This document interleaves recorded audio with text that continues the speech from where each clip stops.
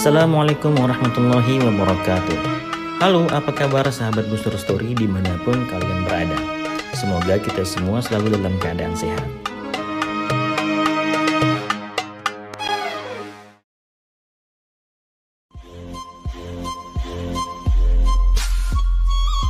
Ketika masih muda, konon katanya Nasaruddin Hoja selalu membuat ulah yang menarik bagi teman-temannya, sehingga membuat teman-temannya sering lalai akan pelajaran sekolah. Maka gurunya yang bijak pada saat itu bernubuat, kelak ketika engkau sudah dewasa, engkau akan menjadi orang yang bijak. Tetapi, sebijak apapun kata-katamu, orang-orang akan menertawaimu. Dan nubuat itu pun kemudian menjadi kenyataan.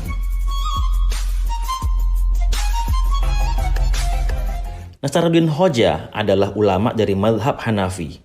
Salah satu bidang yang sangat ia kuasai adalah ilmu fikih. Karena keluasan ilmunya, ia kemudian mempunyai banyak murid yang berjumlah lebih dari 300 orang. Dari sinilah ia kemudian mendapat gelar Hoja, Hoca atau Hoja yang bermakna guru. Atau di masyarakat Indonesia sama dengan gelar kiai.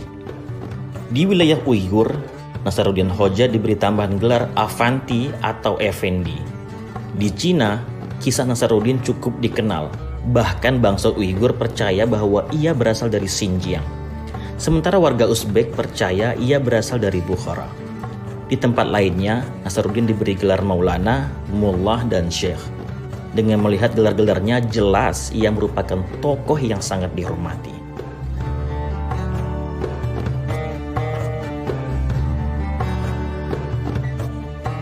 Menurut penelitian Profesor Mikhail Bayram, tersohornya Nasaruddin Hoja selain memiliki karakter yang jenaka dan selera humor yang tinggi, terkenalnya Nasaruddin Hoja disebabkan karena ia tinggal di berbagai kota dan selalu setia melawan invasi Mongol.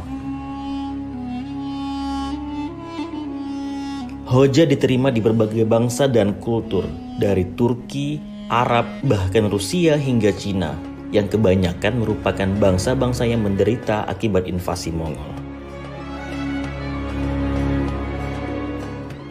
Diterimanya Nasaruddin Hoja di berbagai bangsa dan kultur, sampai membuat berbagai masyarakat mengklaim Nasaruddin Hoja ke dalam etnis mereka.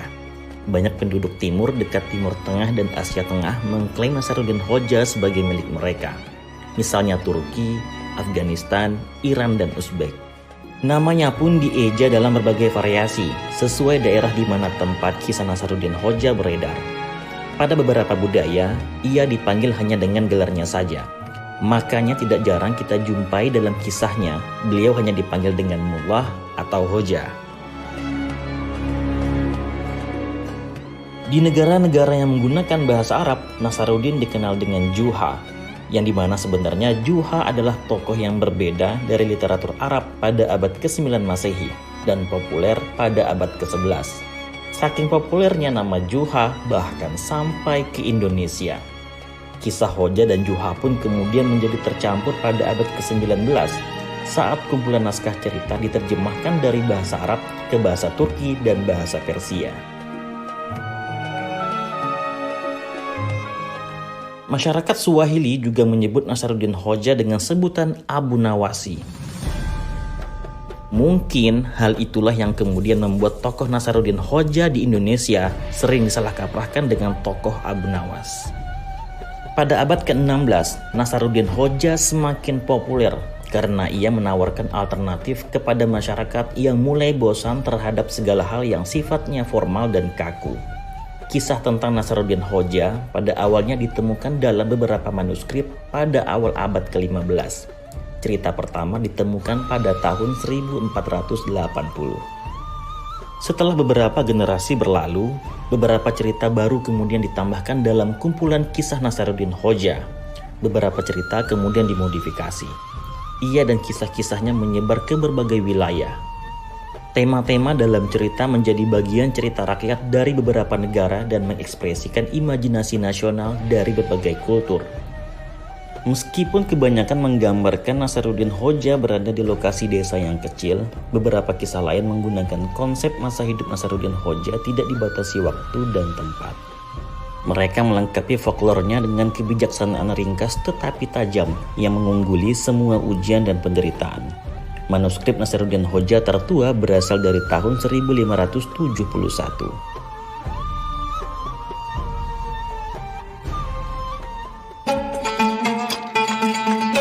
Sekarang ini, cerita-cerita Nasaruddin Hoja telah diterjemahkan ke dalam berbagai bahasa, mulai dari bahasa Albania, Arab, Armenia, Azerbaijani, Bengali, Bosnia, Bulgaria, Cina, Yunani, Gujarati, Hindi, Italia, bahasa Ladino, Kurdish, bahasa Pashtun, Persia, Romania, Serbia, Rusia, Turkish, dan Urdu.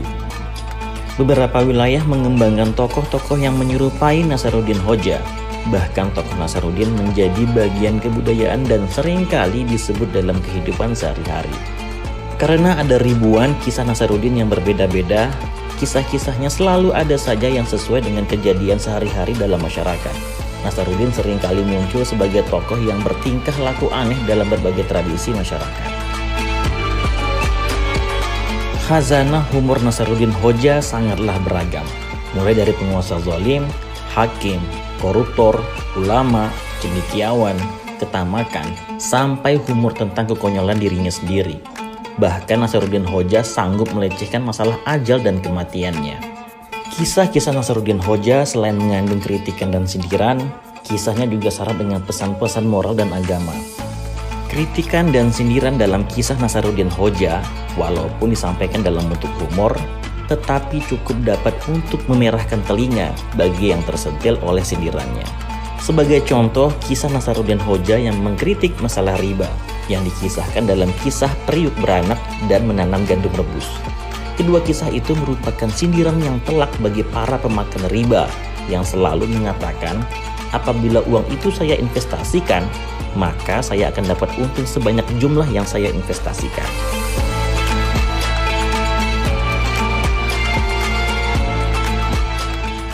Sebagian besar pembaca kisah Nasaruddin Hoja akan merasa terhibur dan tertawa, atau setidaknya tersenyum atas humornya. Tapi ada juga yang menganggap kisah Nasaruddin Hoja sebagai ancaman. Seperti contoh pemerintah Mesir yang pada saat itu berada di bawah tekanan asing. Pernah melarang pertunjukan drama kisah Nasaruddin Hoja dengan judul Paku Nasaruddin yang dibawakan oleh kelompok teater modern Mesir.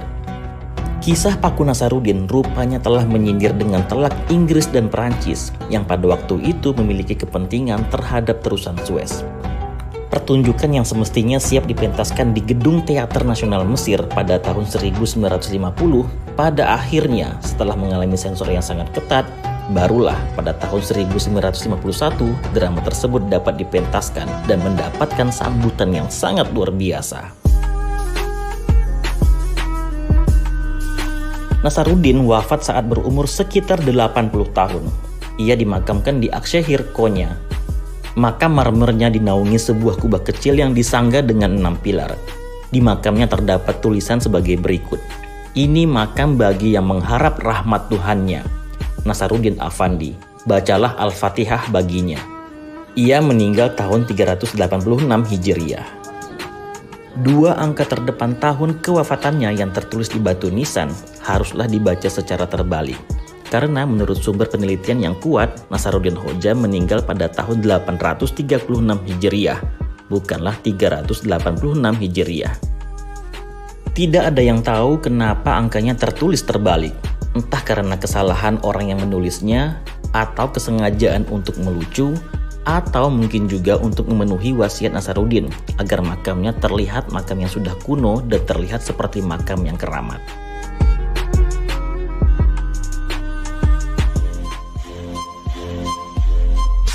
Kisah-kisah Nasaruddin Hoja bersifat universal karena kisah-kisahnya menggambarkan keadaan manusia sebagaimana apa adanya dan menggambarkan kelemahan umat manusia pada umumnya. Kisah-kisahnya selalu relevan dengan gambaran keadaan masyarakat yang sesungguhnya, tanpa dibatasi oleh waktu, batas-batas geografis maupun bahasa. Itulah sebabnya UNESCO menetapkan tahun 1996 sebagai tahun Nasaruddin Hoja.